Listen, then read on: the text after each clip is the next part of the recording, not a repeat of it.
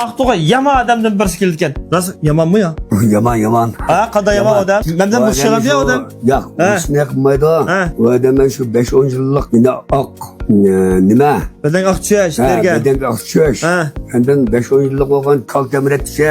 Har xil turdagi tamratlarni saqaymayotgan. Shuning qarta maslahat, shuning mijozini ko'rib, shuning qarta maslahat bir banoda. Agar shu bergan maslahatlari foyda qilmasa, unimi kafolat, dorining puli qaytarildi. Mahsulotni pul qaytarildi. Maslahatning puli qaytarildi. Xo'sh, unda olib qolsa, ata, ya'ni shanba kuni 1-ayning 24-kuni Aqto'ning traktor zani 30 ga adres to'liq topirma kelgan.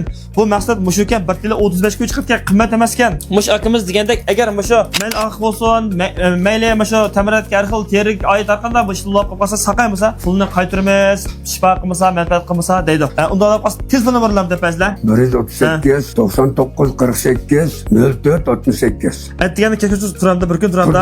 Bir kun turdi. Mush nomerni telefon qilib aloqa qilib baqsaqlar bo'ldi. O'rni traktor zanda, ammo ata taqvo olmaymiz, qish ketmaymiz. Yo'q.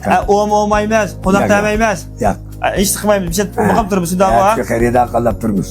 Xo'sh, undalab qolsa, bir şey kelib, o'zinglarning ahvolini bir ko'rsatib baqsaqlar bo'ladi. Endi bu qaysi shirkatniki, desalma, dapritek qaysi shirkatniki?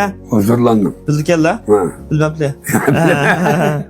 Amma shu hozirlar shirkatini qurgan maxsus shu bolalar, shu mahsulot yasag'an bolalar kelib, o'zi nim qildiga qolgan gapni tushundinglar? Kelib bir shu teriga qanday maslahatni so'rab baqsaqlar bo'ldi. Bu yerniki hamda adresini to'liq tapiray. Adresi bizning Aqto Nayada traktor zandaymiz, To'tayga, andan keyin yana nimaga? Birinchi yo'l bekatda o'tdi. To'tayga yana nimada? To'tay, Filan. Jamol Terak birinchi yo'l.